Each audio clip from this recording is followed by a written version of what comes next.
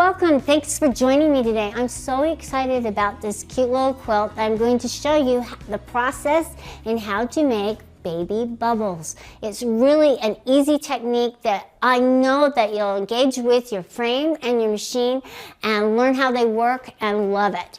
So let me show you my first two baby bubbles and talk to you a little bit about that. Okay, so this was my very first one. This is my experimental baby bubble. It's a little boy quilt that I had some minky fabric, and I thought, well, how can we make it puffy and sweet, but not spend hours and hours and hours sewing, stuffing, and then putting the backing on. So I thought maybe I could just bring it to the frame and eliminate some of those extra processes by just tacking it down directly to the frame. And that's what I'm going to show you today. So let me show you this one first. It's a really cute little boy quilt.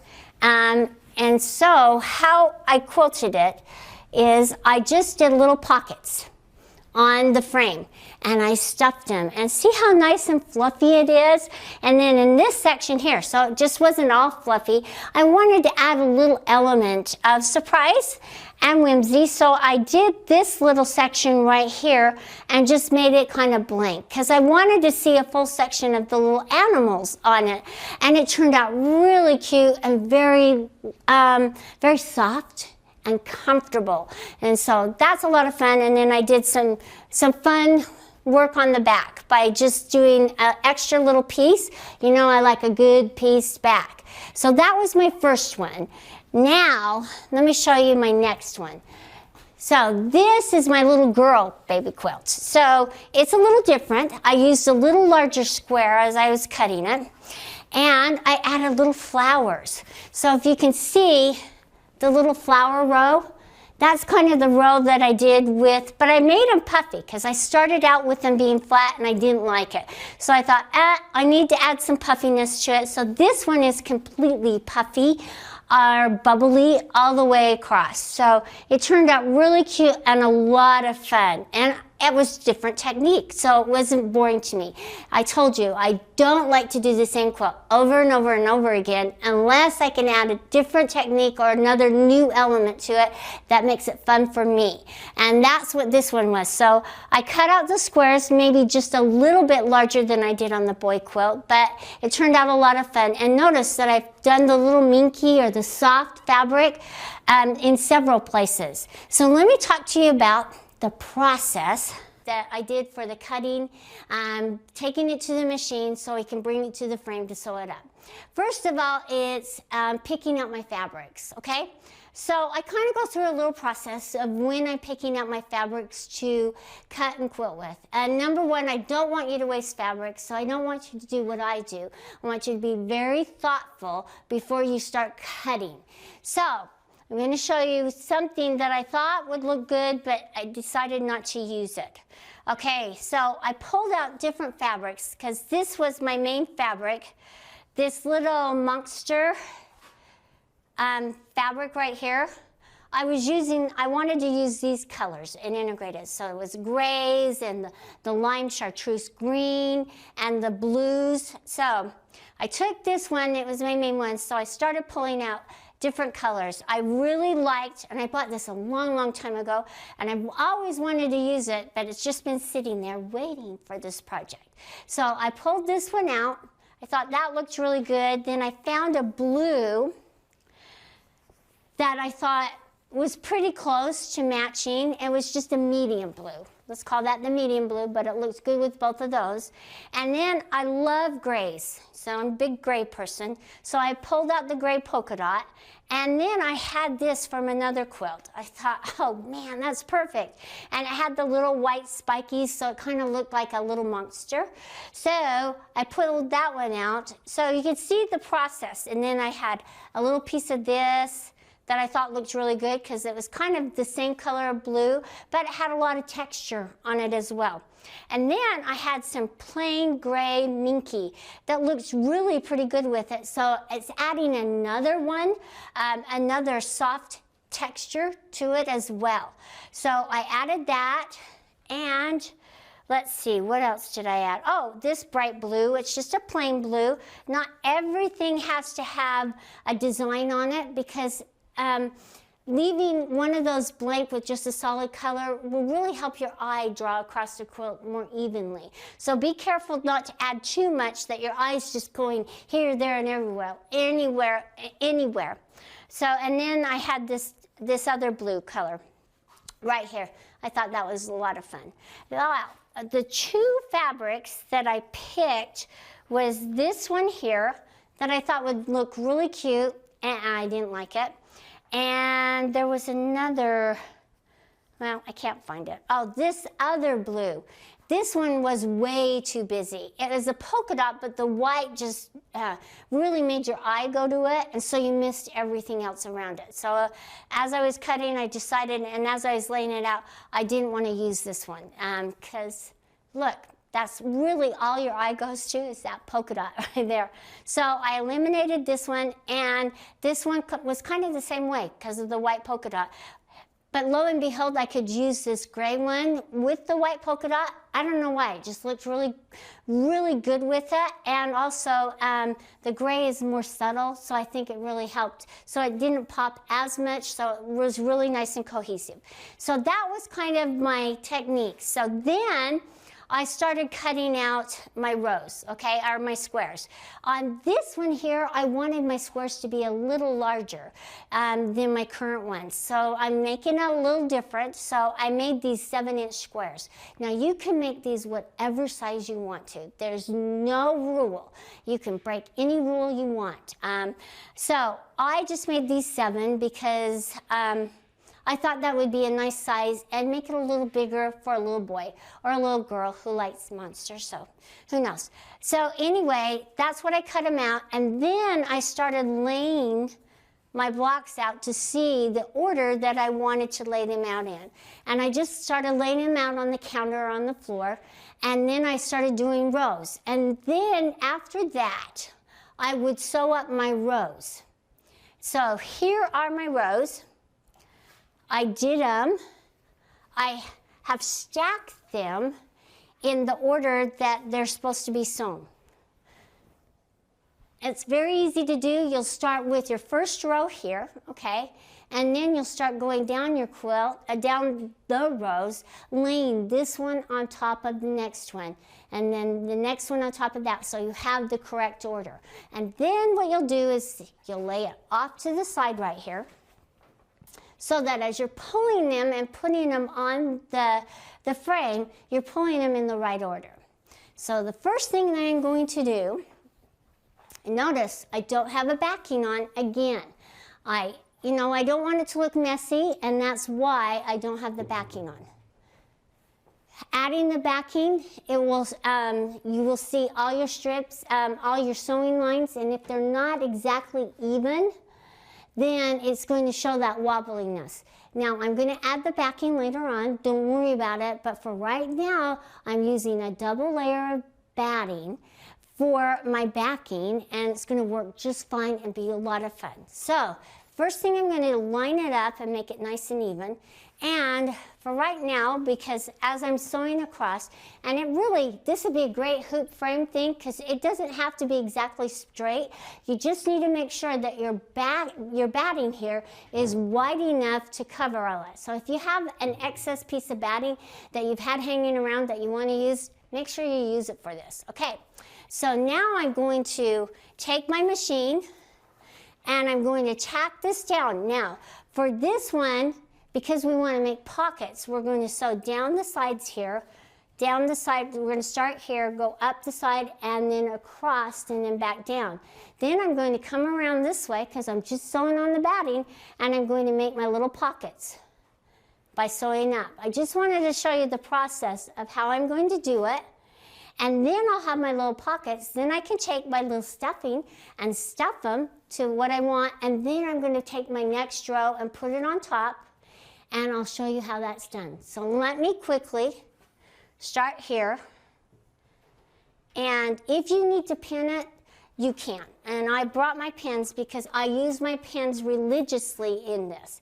And this process will really help you eliminate that long process of the bubble quilts and how tedious they can really be. And it's a lot of fun to use your framing machine. I'm using the 21X Elite machine here. Okay, and notice now I'm not going to sew over these pins. Trust me, don't want to, but I am tacking it down so it makes it a little easier so it's not going to slide and move on me. Now I'm going to put my needle in the down position so I don't lose my place as I'm moving across the strips here. And that's really important because you don't want it to roll off of where you're at and down into the quilting area or the stuffing area. So really important for you to change your needle setting to the down position. Now if you wanted to use your ruler base, that might help with pinning this onto it because it might give you that little extra lift that you need and something to really focus on to have that plate underneath. That might be really helpful as well. All right, so let's move over to this corner here and let's bring our thread up from the bottom. You just saw that I inserted it, and now I'm just going to move right along the edge, but I'm going to be very careful not to go over my pins. So I want to make sure that I don't get the fabric folded. And I'm using my foot kind of as my guide, okay? So I'm kind of trying to stay as close to the edge as possible as I'm moving along, tacking it down. And you're saying, well, why are you just tacking it? Because this area is going to be covered by when I put my backing on. So as I move across, and right now I'm trying to be really careful and very slow with my movements because I'm a little unsure how everything is going to be. So as you're starting out on every quilt, we start out really slow. By the end, man, we're just wanting to get it done and we know the movements, so we're a lot faster. So you just turn it back on and notice how having the needle in the down position, really it helps me so I don't lose my place. And I'm just going to move across it. And that's why I'm not putting a backing on, because notice my movements and my stitching isn't as straight as probably I want it to be. So that's why I eliminated the backing and I'm just working with the batting. And we're just going to go across, taking our pins out as we go. Very important for you just to start and stop. Now, this process is not a difficult one at all. Now, I could go down and up, but I want to make sure that I'm tacking down at least the top and the sides first before I go and make my pockets.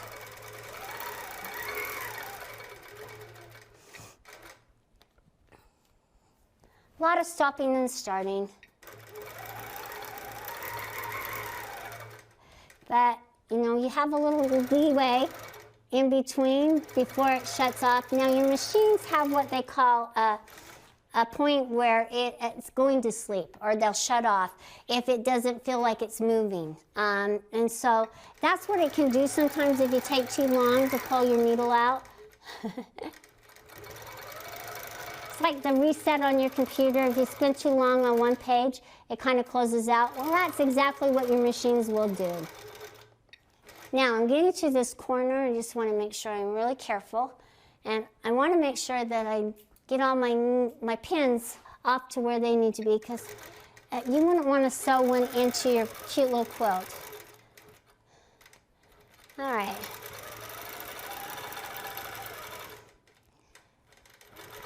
Okay, so now I'm to the bottom. Now I'm going to show you how to make the pockets. All right, and because it's baby bubbles, now it's a lot easier to go up this direction here, back to where you've already sewn, and then come down. But I want to go back and forth across my quilt, so I'm going to come down and just stitch in that ditch. That's all I'm going to do, and I've made my first little pocket. Now I'm going to go across here, okay? And because the hopping foot is hopping, I just want to make sure that I'm going up. Now, if it's easier for you to come down from the top, make sure you're doing that. Just do what is easiest for you. I'm just showing you both ways. And maybe by the end, you'll start out going one direction, but by the end, you'll have it figured out on how to really work with the fabrics to go up and down, back and forth. This is really the whole process. Easy. And look, we're about to make our first row of baby bubbles. We just have one more to go. And I'm just using the smoky quartz thread. And look, if you are as careful as you can be. Okay, it's the last row. This is all there is to it. And then we'll sew on the next row where now we get to stuff our bubbles. Okay, all right. So I'm going to bring my needle up, cut my threads, going to make my tail underneath, and do a needle up, down, needle down, pull my thread up. Now, if you leave your threads uncut underneath, what can happen is it can act like a boomerang because you have all these threads that are uncut and it's one long length. So this part of your machine, this arm part that's open, will catch on those long threads and you'll like, what's going on here? And so it'll throw off your stitching. So make sure you're pulling your bottom threads up. If you've ever wondered why, that's the reason why. Because we don't want them dangling so it throws off our stitching. Okay, see my little pockets? Very cool, very fun. All right, so now we get to stuff it. And when you're stuffing it, buy a good stuffing. I picked this one because it was a little more expensive, so I don't want you to buy the cheapest one. And I felt like it would hold its puffiness a little bit better. So make sure that you're storing it in a great place. Notice that mine doesn't have dust in it because I've been able to store it. And also it lasts a long time. Notice that I've already done 2 quilts and I'm about to do a 3rd one. And so it does last a long time. And when you're stuffing, okay, you can stuff every single one of these, or you can stuff every other one. Now I suggest if you're going to stuff every other one that you make odd number of rows so it looks even with the stuffing going across. So you're doing every other one. But you do it how you want to do it, but I'm going to stuff every single one of them. So I'm just going to pull out a little bit. Now, as you're stuffing, make sure that you don't overstuff. Overstuffing will make it too dense and compact and it will lose that little softness for a little kid's quilt. So you just want to kind of stuff it and just kind of feel on it. It's like checking to see if the meat's done. You know, you want to see if it's just got the right stuffiness for you and your family. All right, so that one looks and feels pretty good. Now, the thing about this stuffing, the baby bubbles, is, you know, it doesn't have the little pleats in it, which I don't mind. So you just do it how you want to do it. So if you want to do this on the frame, the machine, and do the little pleats, be my guest. As you're sewing them together, just bring them to the frame, though, to stuff them. So I'm going to add a little bit more here and a little bit more here. Let's see. Yeah, this one's just a little overstuffed. Anyway. Just go across it. I don't think it really matters that much. I'm probably making a bigger deal out of it. And some of them might be a little more stuffed than others, but you know what? Who cares? It's a fun quilt that's going to be washed and loved and drug around the house, I hope, by a happy little person. And that's all that matters. This is a little monster quilt, so I'm going to have a little pattern of a little monster, just to give you an idea of how I did it. Make sure that when you're doing that one little section, if you want to do that one little section, that's a little different than all the others and not stuff, that you create your own design.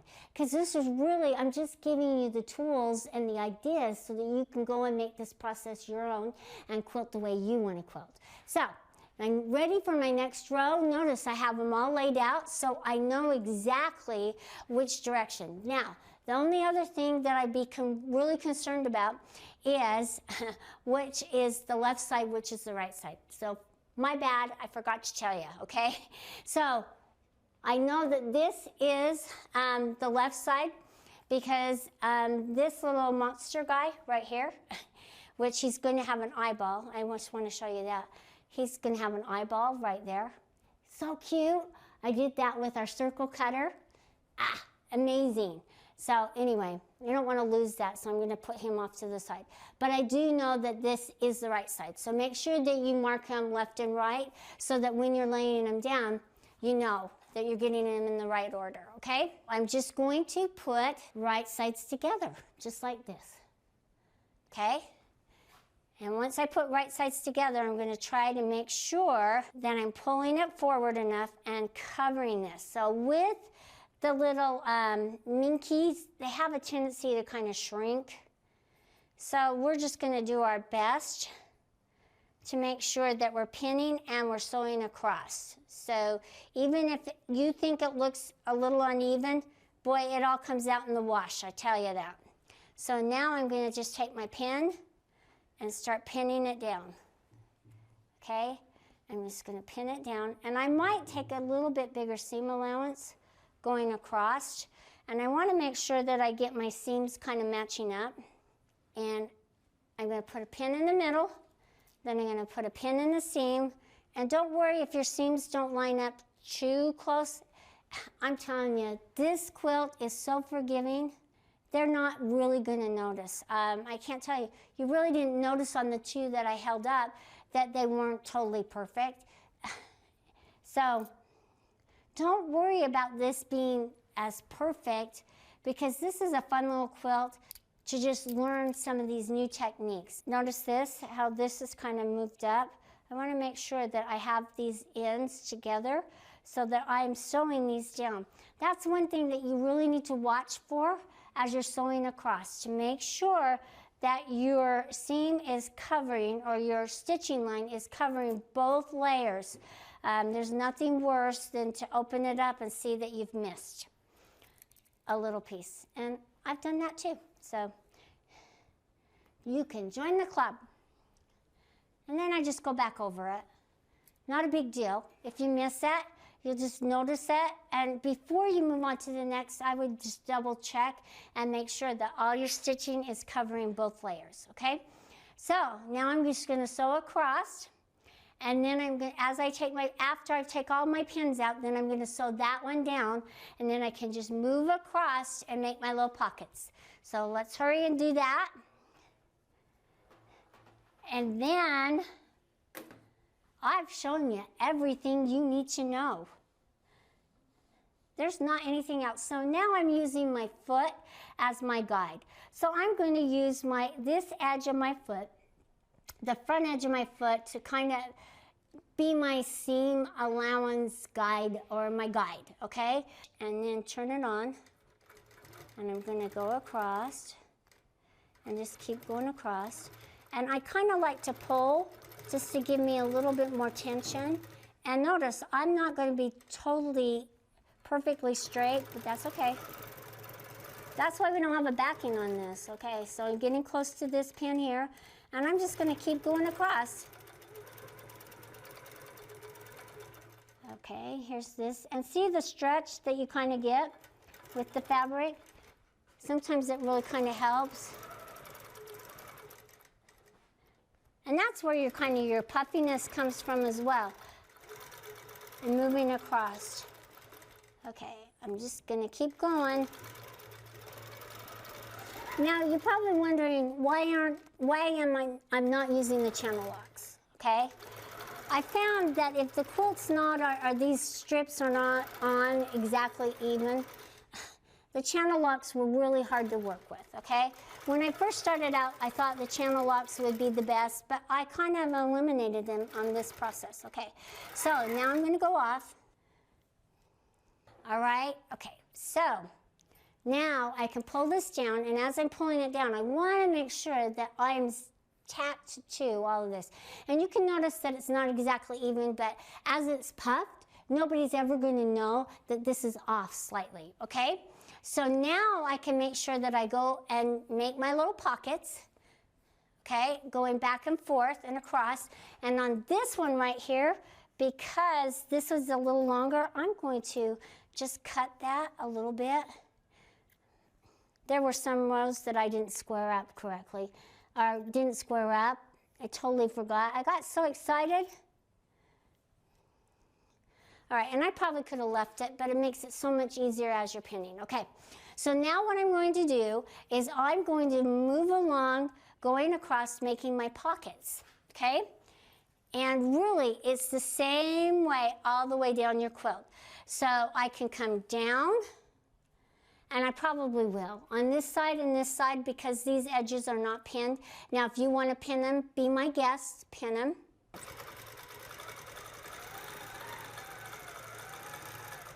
Okay, now remember, you don't want to close this up because this is your opening. So we want to move down just a little bit, okay? We want to go back up. Now you can, whatever's easiest for you, and I'm going to just kind of hold it like this and move up it, just like this.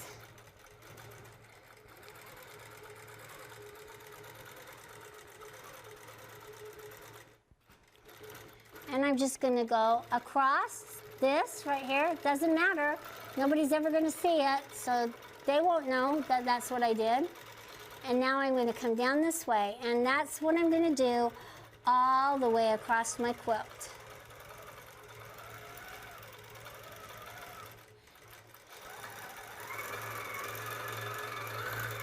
Okay, so notice here, right here, I'm just going to hold it down, come back up.